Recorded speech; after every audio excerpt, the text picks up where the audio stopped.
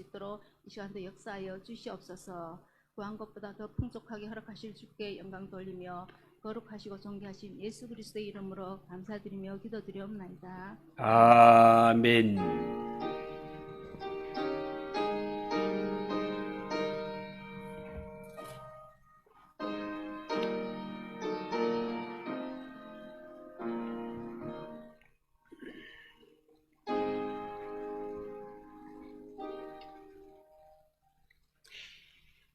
하나님 말씀 학개 2장 20절에서 23절까지.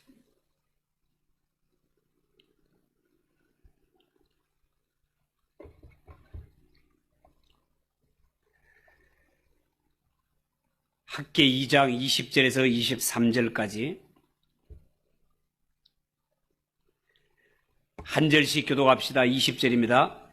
그달 24일에 여호와의 말씀이 다시 학개에게 임하니라. 이르시되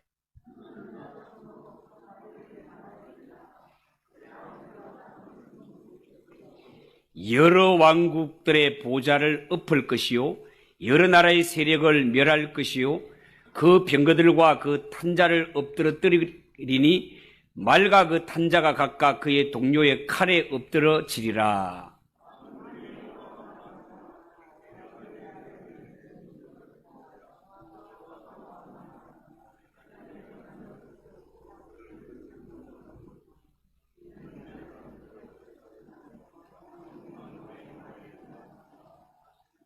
아멘.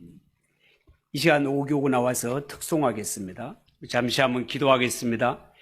하나님 아버지, 은혜를 감사합니다. 오교구의 찬양을 받아주시니 감사합니다. 하나님 아버지, 우리가 이 땅에 살아갈 때 얼마나 많은 죄악 속에 또 죄를 지으면서 살아가는지 모릅니다. 그러나 하나님께서는 오라 우리가 서로 변론하자. 너희 죄가 주홍 같을지라도 눈과 같이 진홍같이 붉을지라도 양털같이 되리라 말씀하셨습니다. 이 시간도 주의 보혈의 능력을 의지하며 하나님 앞에 왔사오니 주의 흘리신 피로 우리를 덮어주시고 깨끗이 씻어주셔서 하나님의 자녀로 든든히 서게 하시고 더욱더 이 땅에 나가서 하나님의 자녀로 복음의 일꾼으로 살아갈 수 있는 우리 성도들이 되게 하옵소서. 부족한 자가 말씀을 들고 서사오니 능력의 장중에 붙들어 주시고 오직 하나님의 말씀만 전달되는 은혜의 시간이 되게 하옵소서. 예수님의 이름으로 기도하옵나이다. 아멘. 자, 이제 오늘은 선지서 가운데 학개 마지막 시간으로 읽은 말씀을 가지고 만군의 여호와가 말하노라, 만군의 여호와가 말하노라, 그런 제목으로 말씀을 드리겠습니다. 여러분, 이스라엘 백성들이 바벨론 포로에서 돌아왔지만 그들이 돌아올 땐 굉장히 들뜬 마음으로 하나님이 우리에게 얼마나 큰 복을 주실까, 이런 마음으로 돌아왔지만 그러나 그들의 상태와 기대했던 복이 속히 임하질 않았습니다. 여러분, 하나님께서는 왜 하나님의 친백성인 이 이스라엘 유다 백성들에게 속히 회복의 축복을 주지 않으셨을까요? 여러분, 지난주에 본 19절 말씀을 한번 보십시오. 19절에 곡식 종자가 아직도 창고에 있느냐? 포도나무, 무화과나무, 석류나무, 감람나무에 열매가 맺지 못하였느니라. 그러나 오늘부터는 내가 너희에게 복을 주리라. 그렇게 말씀하셨습니다. 여러분, 유다 백성들이 그렇게도 고대했던 본국으로 성전이 있는 예루살렘으로 돌아왔건만 하나님의 회복과 축복이 쉽게 임하지 않았습니다.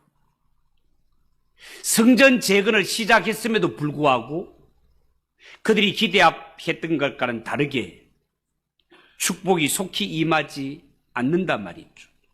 하나님께서는요, 성경에 보면 너희가 성전 지대를 놓은 9월 24일부터 비로소 내가 너희에게 복을 주겠다고 그렇게 말씀하십니다.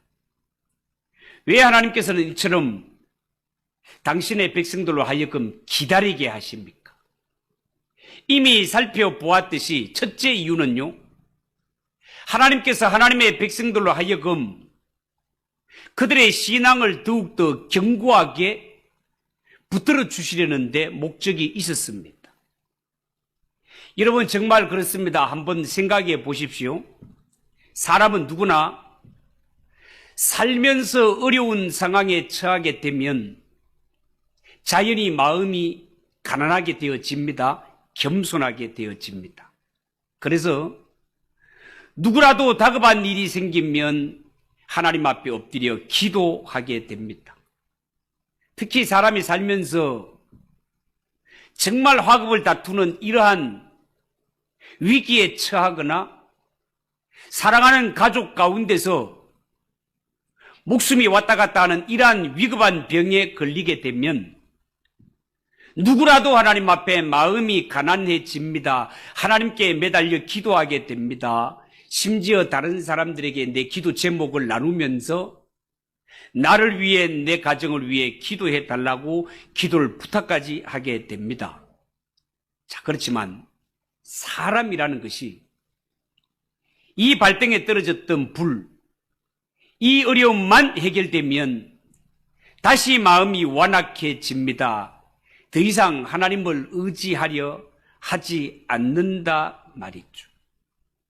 여러분 기억하십니까? 누가복음 17장인가 보면 예수님께서 사마리아에서 예루살렘으로 올라가다가 길가에서 10명의 문둥병자를 만나지 않습니까? 이 10명의 문둥병자들, 예수님이 지나가신다는 소식을 듣고 다 한자리에 나와서 예수님을 보았을 때 참 멀찍이서 예수 선생이여 우리를 불쌍히 여겨주세요. 그렇게 간절히 부르짖는 가운데 예수님께서 가서 제사장에게 너희 몸을 보여라 라고 했을 때 예수님의 말씀에 순종해서 그들은 가다가 10명이 다 고침을 받게 됩니다. 여러분, 문둥병이 얼마나 무서운 병인가는 설명드리지 않아도 다 알겠죠? 이 지긋지긋했던 그 질병이 예수님의 말씀에 순종한 가운데 가다가 고침받는 역사가 일어났습니다. 그렇다면 우리 생각 같아서는 10명이 한결같이 예수님께로 나와 예수님 고맙습니다. 우리는 그동안 사는 게 아니었습니다. 이랬던 우리를 불쌍히 여겨주셔서 고쳐주시니 참 감사합니다. 할 것 아닙니까? 그런데 성경에는 어떻게 해요? 10명 가운데 9명은 다 제갈길 가버리고 딱 한 사람만 돌아와 예수님 앞에 엎드려 감사했다라고 그렇게 말씀하고 있습니다. 여러분, 사람은 이처럼 위기를 당하고 어려움을 당할 때 하나님께 매달려 간구하기도 하지만 이 어려움이 해결되면 또다시 마음이 완악해집니다. 더 이상 하나님을 의지하려고 하지 않습니다. 이것이 타락한 인간의 마음이다 말이죠. 그래서 유다 백성을 향하여 하나님은 어떻게 하십니까? 이 유다 백성들을 한 번 더 밀어붙이십니다. 분명히 그들이 어려운 상황에 있지만 이 어려운 상황을 연장시키고 내버려 둡니다. 왜 하나님께서 이렇게 하나님의 백성들을 구함에 있어서 지체하시는 걸까요? 그것은 이 유다 백성들이 하나님 앞에 그들의 마음 상태가, 신앙 상태가 일시적으로 가난해지는 것이 아니라 실제로 그들의 마음이 겸손해져서 하나님의 말씀을 중심으로 듣는 자리까지 나아가게 하시기 위해서입니다. 그래서 때로는 하나님의 자녀들이 이 땅에 살면서 어려움을 만나 하나님께 기도함에도 불구하고 하나님의 응답이 때로는 늦어질 때가 있는 것입니다. 여러분 한번 생각을 해 보십시오. 분명히 우리가 살아가면서 어려움을 당했을 때 이 어려움이 때로는 우리의 마음을 겸손하게 만들어주는 것 사실입니다. 그렇지만 이 어려움이 우리를 겸손하게 만들고 하나님 앞에 기도하도록 엎드리게는 만들지만 더 엄격하게 말하자면 이 어려움이 우리에게 믿음을 만들어내지는 못합니다. 왜 그렇습니까? 믿음은 들음에서 나기 때문에 그렇습니다.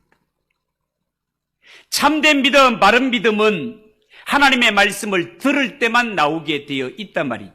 그래서 하나님은 이 하나님의 백성들로 하여금 진실로 하나님의 백성으로 만들기 위해서 때로는 어려운 일이 있고 하나님의 백성들이 기대함에도 불구하고 이 어려운 상황을 좀 더 연장시키면서까지 결국은 이 하나님의 백성들을 하나님의 말씀을 듣는 자리로까지 몰아넣으시고 하나님이 그들에게 진짜 주고 싶은 것은 진실한 믿음, 하나님을 바르게 섬기는 믿음을 주고 싶어 하시는 것입니다. 그러다가 성경에 보면 이들이 마침내 성전 지대를 놓는 것을 보실 때 하나님 편에서 아하, 이제야 이 백성을 축복해도 세상으로 돌아가지 않겠구나 라는 것이 확실해졌을 때 하나님께서 하늘의 문을 여시고 축복하기 시작하셨습니다. 이런 것들을 보면 참으로 하나님의 생각은 우리의 생각과 다르다는 것을 알 수 있습니다. 여러분, 우리의 마음은 어떻습니까? 하나님, 제발 저를 한번 믿어주세요. 9월 24일까지 미루실 필요가 뭐 있습니까? 지금은 9월 8일인데 하나님 저를 한번 믿고 선불로 이 문제를 해결해 주세요. 정말로 저는 많이 변했습니다. 한번 믿어보세요. 이것이 하나님을 향한 우리의 마음이지요. 그러나 우리가 말은 그렇게 하지만 실제로 하나님이 복을 주실 때 어떻게 한다고요? 마치 떠나버린 9명의 문둥병자처럼 뒤도 돌아보지 않고 세상으로 가버린단 말이죠. 하나님은 타락한 인간의 마음을 너무나 잘 아시기 때문에 곧바로 회복시켜 주지 않으시고 하나님의 백성들로 하여금 그 마음이 진짜로 하나님께 돌아올 때까지, 그들의 마음속에 하나님을 향한 진짜 믿음이 생길 때까지, 복을 주어도 이제는 세상으로 돌아가지 않고 하나님을 잘 섬길 때까지 하나님은 기다리고 계신다는 겁니다. 여러분, 우리는 본래 이 세상에서 태어나 이 세상에서 자란 사람이기 때문에 이 세상을 좋아할 수밖에 없습니다. 그러나 예수님은 우리와는 다릅니다. 예수님이 세상을 사랑하시지만 예수님이 세상을 사랑하시는 것은 우리가 세상을 사랑하는 것과는 다르시다 말입니다. 왜 그렇습니까? 예수님은 하늘에서 오신 분이기 때문에 그렇습니다. 여러분, 세상에서 아무리 좋은 것도 예수님 보실 때는 보잘것없는 것입니다. 그러나 이 세상에서 태어나서 이 세상 속에서 자란 우리는 다릅니다. 우리는 그저 돈이 좋습니다. 노는 게 좋습니다. 남 욕하는 것이 좋습니다. 사람에게 인정받는 것이 좋습니다. 하나님의 말씀을 들으며 하나님께 엎드려 기도하는 것보다는 사람들을 만나서 잡담하는 것이 훨씬 좋게 여깁니다.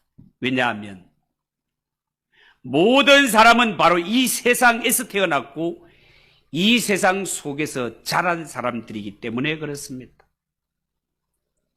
여러분, 아무리 미국에서 오래 살았어도 한국 사람에게는요, 김치가 맛이 있고 된장국 냄새가 구수하게 여겨지는 것과 같습니다.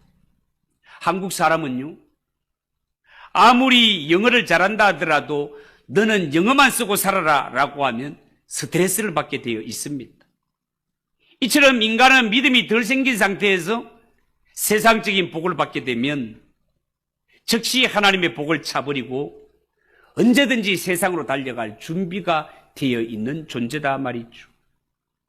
그래서 하나님께서는요, 우리가 하나님의 말씀을 듣고 변화된 것이 확인될 때까지 우리에게 때로는 복을 주시기를 늦추실 뿐만 아니라 혹 복을 주셔도 연결된 하나님과의 그 은혜의 끈, 이 하나님과 연결된 은혜의 끈을 끊어버리고 세상으로 달려갈 정도로 완벽하게 해결해 주지 않으시고 하나님이 우리에게 회복시키시고 우리에게 복을 주시되 항상 거기에 안전장치 하나를 딱 걸어놓는 것을 볼 수 있습니다.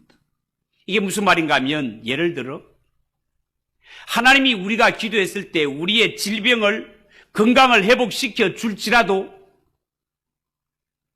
우리의 몸에 혈압 하나는 그대로 내버려 두어서 우리의 마음이 완악해지고 교만해지는 즉시 혈압이 올라가게 만드는 식으로 뭔가 우리의 건강에 한 가지 부족한 것을 만들어서 우리로 하여금 하나님의 은혜의 끈을 끊어버리고 세상으로 마음껏 달려가지 못하도록 하나님은 그 은혜의 끈을 우리에게 한 가지씩 묶어놓고 계시단 말이에요. 예를 들어 사도 바울 같은 경우에는 하나님이 그의 육체에 가시를 하나 두었습니다. 사도 바울에게 있어서 이 육체의 가시는 내가 생각해도 너무너무 안타깝고 다른 사람들이 볼 때도 시험이 들 만큼 치명적인 병이 사도 바울에게 있었습니다. 그게 육체의 가시였고 이 육체의 가시라는 말의 원어가 간질병과 원어가 같습니다. 여러분, 사도 바울이 만약에 간질병을 가졌다면 그 수많은 사람들 앞에 서서 하나님의 복음을 외치며 천국이 좋습니다, 하나님을 섬기는 자는 형통합니다 라고 설교를 하고 나서 쓰러져 버린다면 이것이 얼마나 치명적인 아픔이겠습니까? 이러한 아픈 가시를 두고 사도 바울은 하나님께 간절히 3번씩이나 기도했다라고 그렇게 기록하고 있습니다.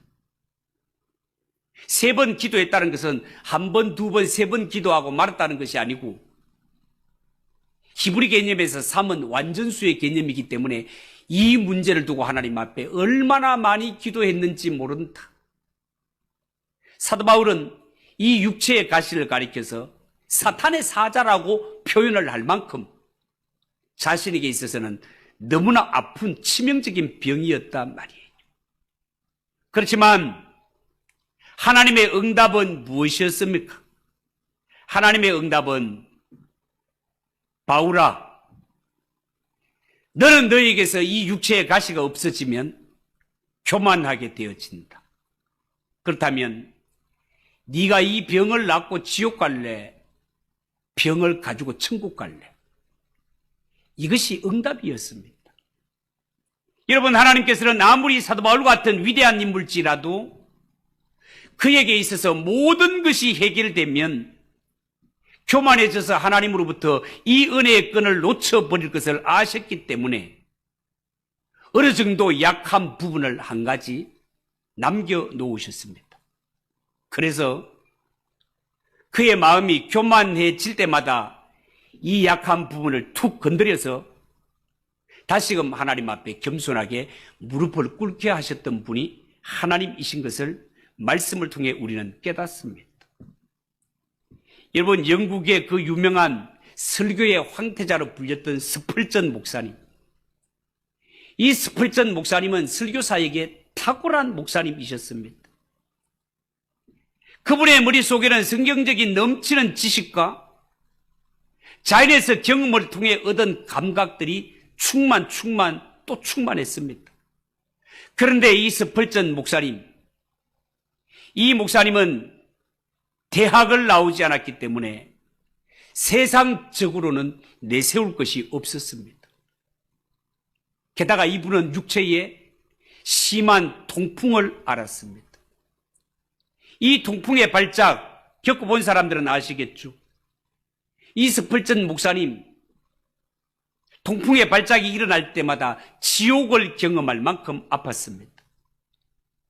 결국 이 목사님은 통풍이 원인이 되어서 죽음을 맞이하게 되는데요, 그렇게 유명했던 설교의 황태자라고 불렸던 이 스펄전 목사님도 신체에 이런 약한 부분이 있었기 때문에 그렇게 유명하고 탁월한 사역을 하면서도 끝까지 교만하지 아니하고 끝까지 믿음 변치 않고 하나님 앞에 이 경건한 신앙을 지킬 수 있었다는 것입니다.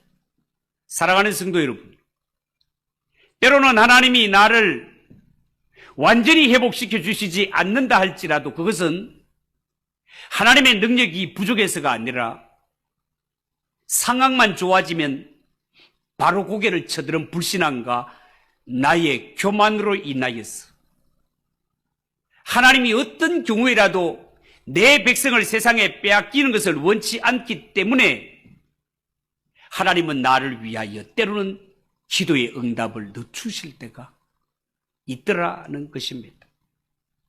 사랑하는 성도 여러분, 나는 진심으로 하나님을 믿고 진심으로 하나님을 사랑하는데 하나님의 은혜가 축복이 응답이 더디 옵니까?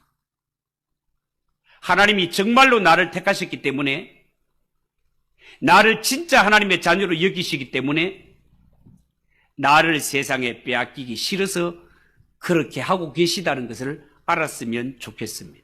자, 그렇다면 이제부터는 축복하신다는 말씀의 의미가 무엇인지 한번 보겠습니다. 18절 19절을 한번 보십시오. 너희는 오늘 이전을 기억하라. 아홉째 달 24일 곧 여호와의 성전 지대를 쌓던 날부터 기억하여 보라. 곡식 종자가 아직도 창고에 있느냐? 포도나무, 무화과나무, 석류나무, 감람나무에 열매가 맺지 못하였느니라. 그러나 오늘부터는 내가 너희에게 복을 주리라.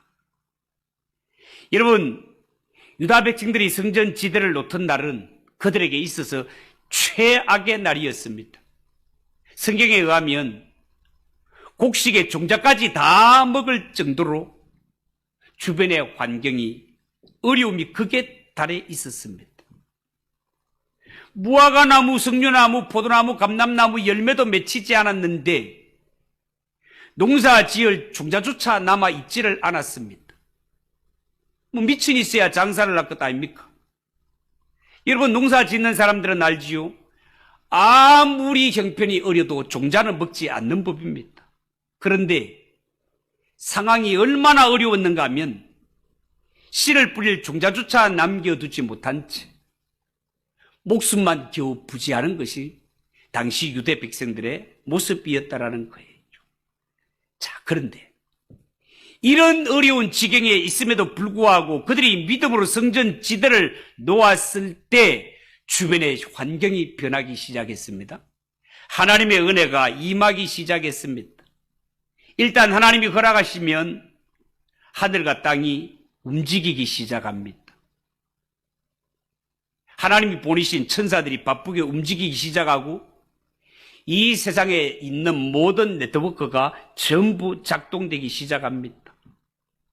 실제로 유다 백성들은요, 이 성전을 건축하는 동안 성경에 보면 주변 나라들로부터 생각지도 못했던 도움들을 많이 받게 됩니다. 어쩌면 이것이 하나님의 여호와 이레요 하나님의 백성들이 살아가는 원리인 것 같습니다. 여러분, 지금까지 하나님께서는 유다 백성들과 성전과 그들의 신앙에 대해서 말씀해 주셨습니다. 그리고 이 학교에서 마지막 부분에 가면 메시아에 대한 약속을 분명하게 전달해 줍니다. 21절에서 23절 한번 보십시오. 너는 유다 총독 스룹바벨에게 말하여 이르라. 내가 하늘과 땅을 진동시킬 것이요, 여러 왕국들의 보좌를 엎을 것이요, 여러 나라의 세력을 멸할 것이요, 그 병거들과 그 탄자를 엎드러뜨리니 말과 그 탄자가 각각 그의 동료의 칼에 엎드러지리라. 만군의 여호와가 말하노라. 스알디엘의 아들 내 종 스룹바벨아, 여호와가 말하노라. 그날에 내가 너를 세우고 너를 인장으로 삼으리니 이는 내가 너를 택하였음이니라. 만군의 여호와의 말이니라 하시니라. 그렇게 말했습니다. 여러분, 지금 유다는 바벨론에서 돌아왔지만 아직은 독립된 나라를 이루지 못한 상태에 있습니다. 여기 나오는 스룹바벨은 페르시아가 임명한 총독입니다. 어떻게 보면 의용 총독이라고 할 수 있겠죠. 만약에 유다 백성들에게 독립하려는 기미가 보일 것 같으면 페르시아가 가만히 있지 않을 것입니다. 유다 백성들은 다만 종교의 자유만 겨우 누리고 있을 정도였단 말이죠. 그런데 스룹바벨이 믿음으로 성전 지대를 놓았을 때 하나님께서 주신 말씀이 무엇입니까? 하나님께서 이 세상을 둘러 엎어버리시겠다는 것입니다.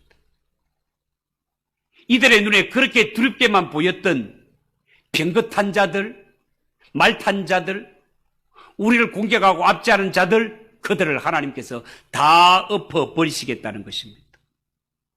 여러분, 세상의 역사에는요, 두 종류 역사가 있습니다.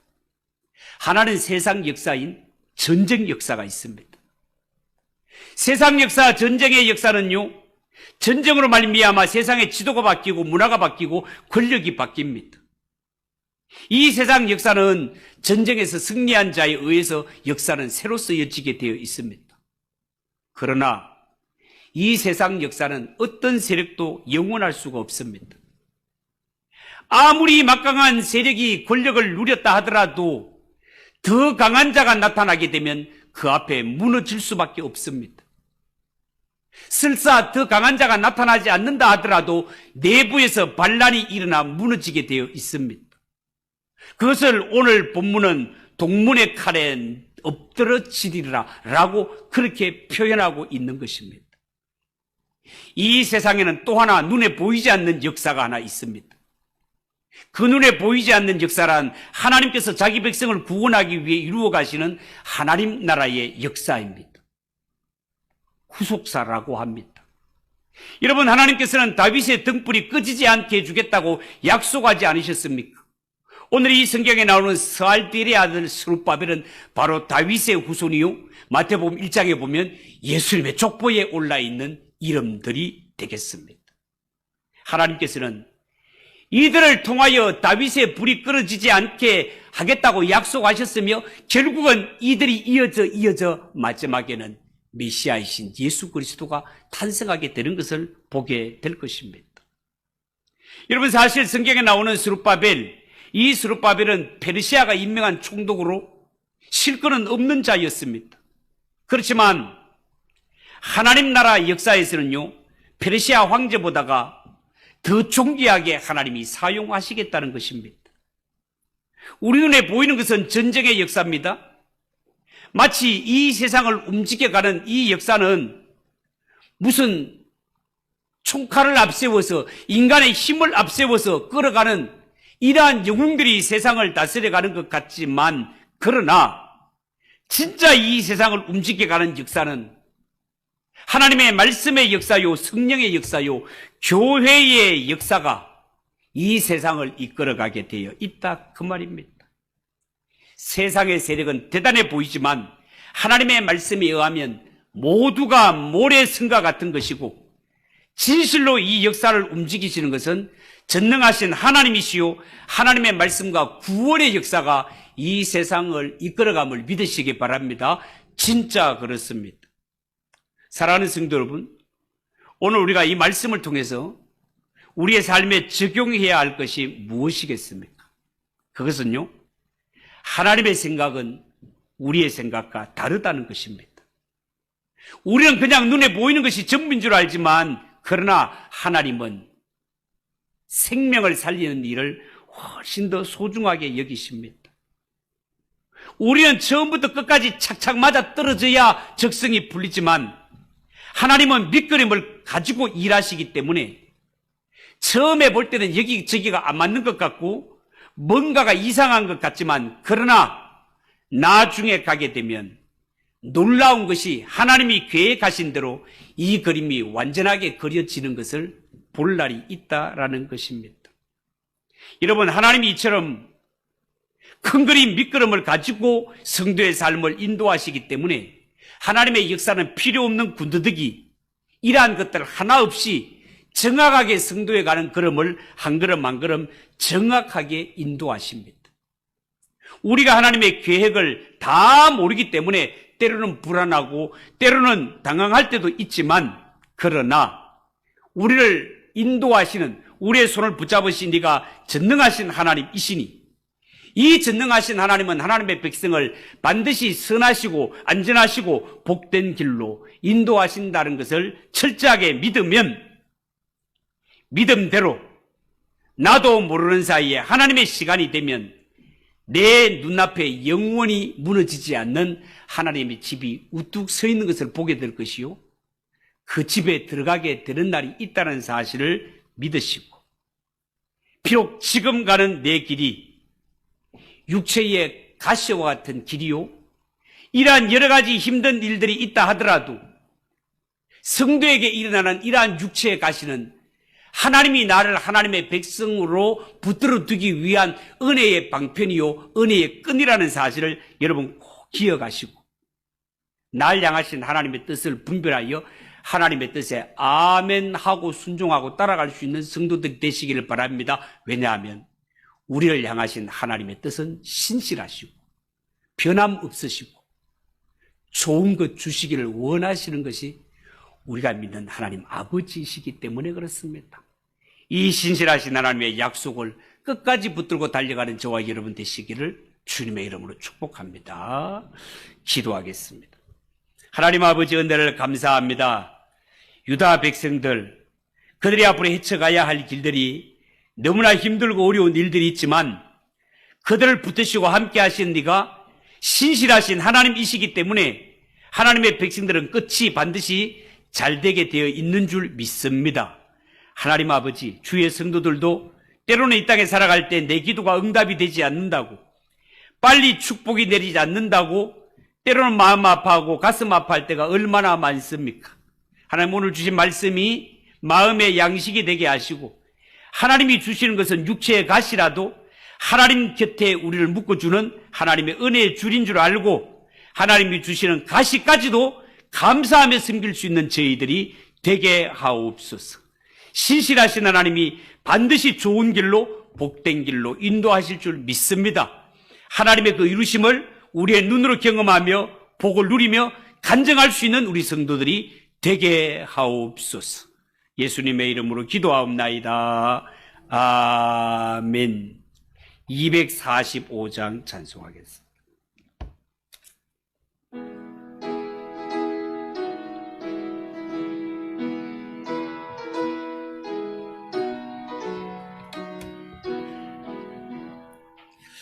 저 좋은 낙원 이르니 내 기쁨만이 없도다.